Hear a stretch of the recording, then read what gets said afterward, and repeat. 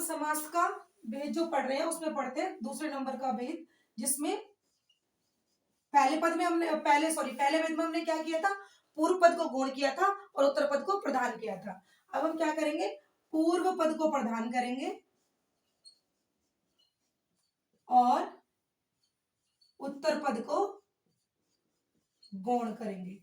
और इस समास को नाम क्या दिया गया, अव्ययीभाव समास। क्या नाम दिया गया इसको, अव्ययीभाव समास।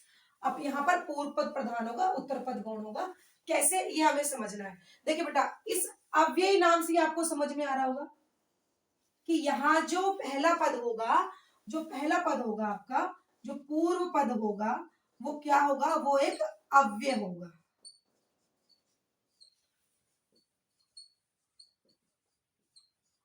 और उत्तर पद क्या होगा आपका, उत्तर पद आपका मूल शब्द होगा, जो भी शब्द हमारा लिया जाएगा, जिसको जोड़कर हम क्या बनाएंगे, समस्त पद बनाएंगे।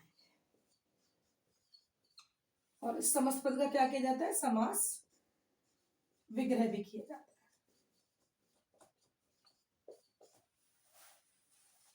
चलिए अब थोड़ा सा हम उदाहरण देख लेते हैं। अब थोड़ा सा हम अवयव ले लेते हैं, जैसे अनु, मैंने अनु ले लिया,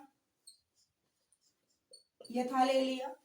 बेटा अगर अव्यय के बारे में आपको नॉलेज नहीं है तो जो अव्यय वाली जो मेरी वीडियो है उसमें आप थोड़ा सा उसको देख लेना, ठीक है, क्योंकि यहाँ पर हम इसके बारे में इतनी बात, बस अव्यय कौन से शब्द होते हैं, ऐसे शब्द जिनमें लिंग वचन और कारक के बदलने पर भी कोई परिवर्तन नहीं होता, उनको हम अव्यय कहते हैं।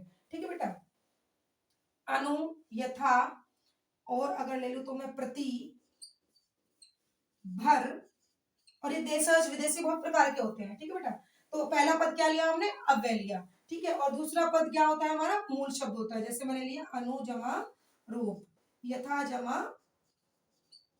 शक्ति, प्रति जमा दिन, भर जमा पेट। चलिए बनाए इसको जरा, अनु जमा रूप क्या बन जाएगा आपका, अनुरूप। यथा शक्ति, यथा जमा शक्ति क्या हो जाएगा आपका, यथा शक्ति। अभी बताऊंगी बेटा इसके बारे में, कैसे इसमें पूर्व पद प्रधान है। प्रति जमा दिन, पहले बना लेते हैं, प्रतिदिन, भरपेट। ठीक है, इसका विग्रह भी हम थोड़ा सा कर लेते हैं। अनुरूप, अनुरूप मतलब रूप के अनुसार, वो कहते हैं ना, मैं रूप के अनुसार, मतलब अनुरूप, रूप के अनुसार। कैसे, यथा शक्ति, शक्ति के अनुसार। भाई जितनी तुम्हारे पास शक्ति है, यथा शक्ति, शक्ति के अनुसार कार्य करो, यथा शक्ति, शक्ति के अनुसार, अकॉर्डिंग टू द पावर। प्रतिदिन, हर दिन या प्रत्येक दिन।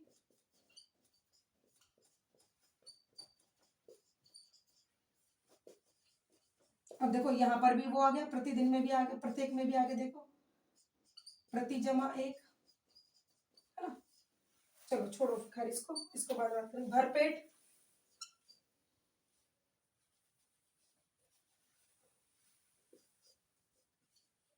पेट भरकर,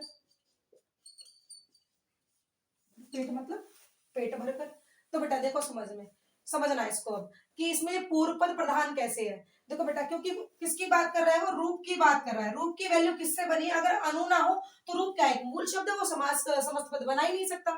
समास प्रक्रिया हो ही नहीं सकती अगर अनु ना लगे और खाली रूप हो। ठीक है, तो रूप अनु के बिना यहाँ कुछ भी नहीं है, इसीलिए यहाँ पर पूर्व पद प्रधान है। इसकी वैल्यू है, इसके बिना तुम्हारी वैल्यू यहाँ पर नहीं है। इसी में देखिए शक्ति, शक्ति में शब्दार्थ है हमारा, एक मूल शब्द है। ठीक है, शक्ति मतलब पावर। लेकिन यथा लगते ही, यथा शक्ति, शक्ति के अनुसार। ठीक है, ऐसे दिन, नॉर्मल डे। लेकिन प्रतिदिन, अब क्लियर क्या है, आपको पता चल रहा है कि भाई प्रत्येक दिन, हर दिन, एवरीडे आपको कुछ करना है। पेट, पेट के बारे में बात की जा रही है। लेकिन अगर भर, इस भर के कारण तो उसकी विशेषता हो रही है कि भाई पेट भर। ठीक है, भर पेट मतलब पेट भरकर।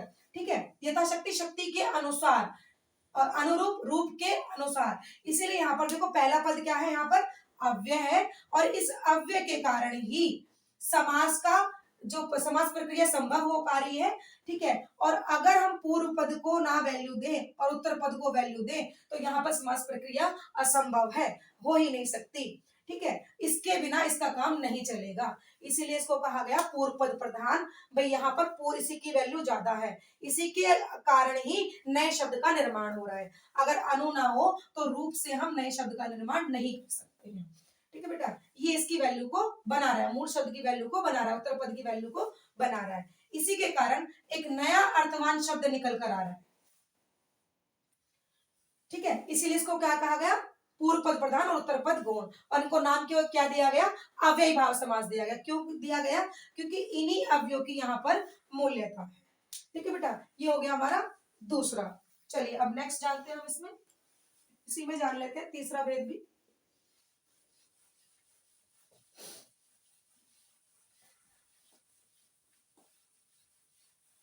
तीसरे में देखो, पहले में हमने क्या किया था, पहले में हमने पूर्व पद को गौण किया था, उत्तर पद को प्रधान किया था, ठीक है, क्योंकि वहां पर विशेषण विशेषण उपमा उपमान उपमेय उपमान का संबंध था।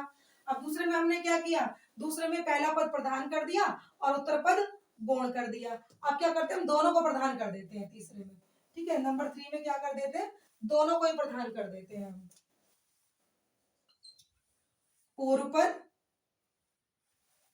और उत्तर पद दोनों प्रधान।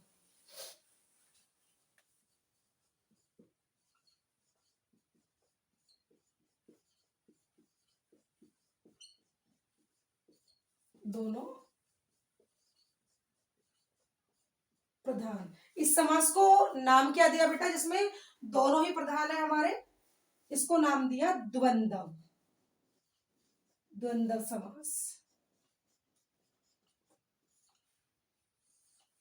भाई इसमें कोई द्वंद्व उत्पन्न होता ही नहीं, कोई परेशानी है ही नहीं कि मतलब तेरी वैल्यू ज्यादा है या मेरी वैल्यू ज्यादा, किसी प्रकार की, भाई दोनों बराबर है, इक्वलिटी है यहाँ पर दोनों की, ठीक है। जैसे मैंने ले लिया, और इसके अंतर्गत कैसे शब्द आते जा जाता है, जैसे माता, विलोम शब्द इसी के अंतर्गत आते हैं सारे। माता जमा पिता, क्या बनकर आ गया, माता पिता। और एक चीज और समझनी बेटा, जब आप इसका समस्त पद बनाओगे ना तो बीच में योजक चिन्ह का प्रयोग होगा। किसका प्रयोग होगा, योजक चिन्ह का प्रयोग होगा,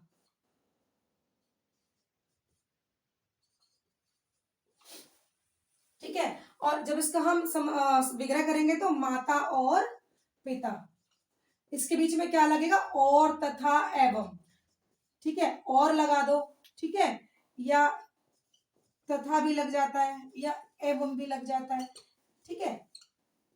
मतलब इनको समुच्चय बोधक जो शब्द होते हैं हमारे, उनके माध्यम से हम इसको दोनों को जोड़ सकते हैं। तो देखो, ना तो माता की वैल्यू कम है ना पिता की वैल्यू कम है, दोनों की बराबर है, ठीक है। उल्टा सीधा, तो ये हो गया उल्टा सीधा। अगर इसका वो करोगे, आप समास विग्रह करोगे तो उल्टा तथा सीधा। तो ज्यादातर हमारे जो विलोम शब्द होते हैं वो इसी के अंतर्गत आते हैं, ठीक है बेटा। ये हो गया हमारा तीसरा। अब बात करते हैं चौथे की। चौथे नंबर का कौन सा है, ना तो पूर्व पद प्रधान है, ना तो पूर्व पद, ना ही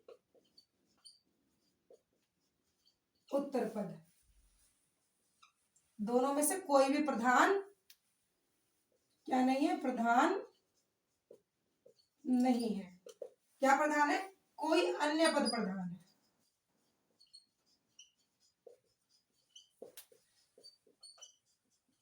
नाम क्या दिया हमने इसको, बहुव्रीहि समास, ठीक है। इसका उदाहरण ले लेते हैं, जैसे हमने लिया 10 जमा आनंद, क्या बन गया आपका, दशानंद।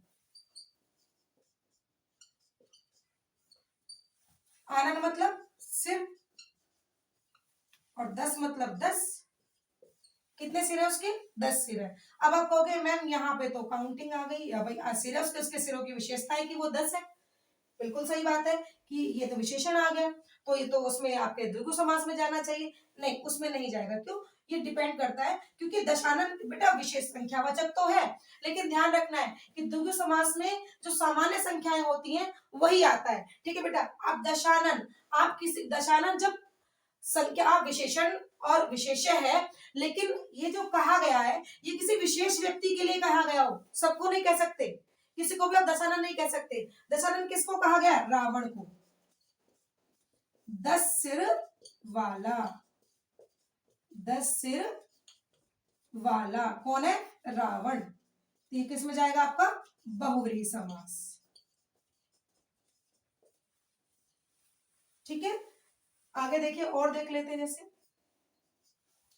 जैसे इसमें और हम ले लेते हैं 10 जमा आनंद, और भी हमारे ऐसे बहुत सारे, जैसे कहें तो जैसे पीतांबर को लेते हैं। अब मैं ऐसे ही शब्द लूंगी, पीत जमा, जहां आपकी कंफ्यूजन भी दूर होगी, क्योंकि कर्मधारय समास और बहुव्रीहि समास और द्विगु समास और बहुव्रीहि समास, इसमें बहुत कंफ्यूजन क्रिएट होती है।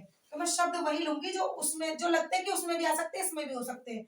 जो जैसे आप बात करें तो हम गजानन, ठीक है, मैं इसको समझा देती हूँ आपको। गजानन यहां समझो बेटा, जैसे गजानन, ठीक है,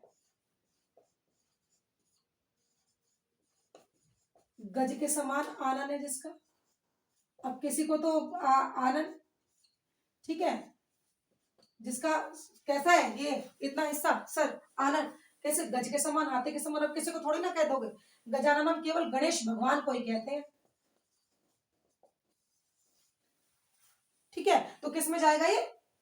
बहुव्रीहि समास में जाएगा, क्योंकि ना तो इसमें गज प्रधान है ना आनंद प्रधान है, भाई हमारे गणेश भगवान प्रधान है, गणेश जी को ही कहा गया है गजानन। ऐसे दशानन किसको कहा गया? रावण को ही कहा गया है।